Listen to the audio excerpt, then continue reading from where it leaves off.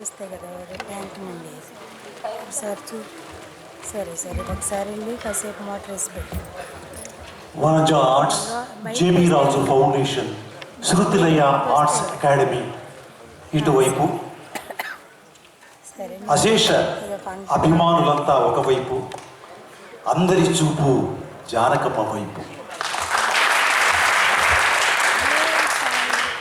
అభిమానుల చూపే కాదు, చిత్ర పరిశ్రమ వాళ్ళ చూపులు కూడా జానకమ్మ గారి వైపే ఉండేవి.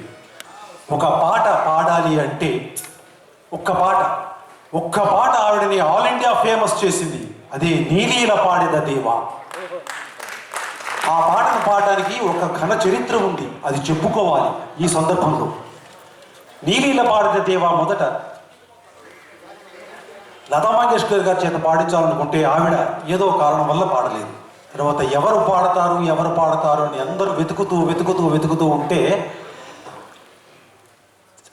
అలనాడు జానకిని వరించడానికి దశరథ కుమారుడైన రాముడు ఎలా వచ్చాడో ఆ పాట వెతుక్కుంటూ జానకి గారి దగ్గరికి వచ్చింది. ఇంకొక గొప్ప విషయం ఏంటంటే లీల అనే గాయని పేరు కూడా ఆ పాటలో ఉంది.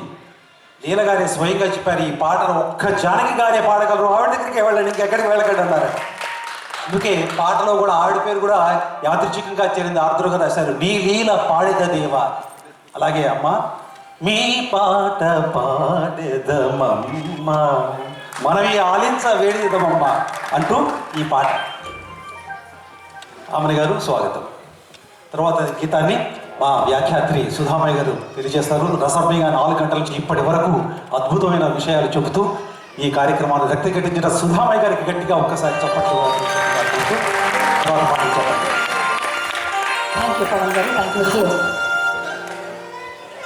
పాట గురించి చెప్పారు కాబట్టి, ఎందుకంటే పాటలు చాలా పెట్టుకున్నారమ్మ వీళ్ళు, ఎక్కువ మాట్లాడద్దు, పాటలే కావాలి అని చెప్పారు కాబట్టి మాటలు తగ్గించి పాట వినిపించడం జరుగుతుంది.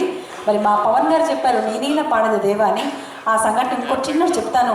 ఆ పాట ఎవరిపైన చిత్రీకరించారో మన అందరికీ తెలిసిందే. మరి అప్పట్లో సావిత్రి గారికి సుశీల గారు ఎక్కువ పాడేవారట, కాబట్టి వారు కొంచెం అభ్యంతరం చెప్పారట ఈ పాటకి. దాంతో మరి ఆ సంగీత దర్శకులు, అమ్మ కావాలంటే ఈ పాటని వేరే నటీమణి పైన చిత్రీకరిస్తాం, కానీ పాటను మాత్రం దెయ్యం సన్నాయితో పోటీపడి పాడినటువంటి జానకి గారి పాట అద్భుతంగా ఉంటుందంటే మరి సావిత్రమ్మ గారు కూడా కాంప్రమైజ్ అయ్యి ఒప్పుకున్నారు. ఆ పాట ఎంత అద్భుతం, ఎంత పేరు తెచ్చిందో. జానకమ్మ గారు అనగానే నీ నీళ్ళ పాడిన దేవాన్ని గుర్తొస్తుంది. మరి ఇలాంటి పాటలన్నీ మనకు ఆలపించిన అమ్మకి మనం ఏమిచ్చి రుణం తీసుకోగలమండి? ఏమి ఆ పాట మరి ఎవరు కూడా అలా పాడలేరండి, ధైర్యం చేసినా వేస్టే.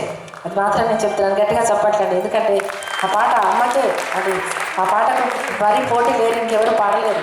ఎంతమంది గాయకులు వచ్చినా, ఎవరమైనా పాడినా, మేము ఎవరం పాడినా ఆ పాట మాత్రం అమ్మ పాడిన దాంట్లో 1% కూడా మేము ప్రజెంట్ చేయలేము.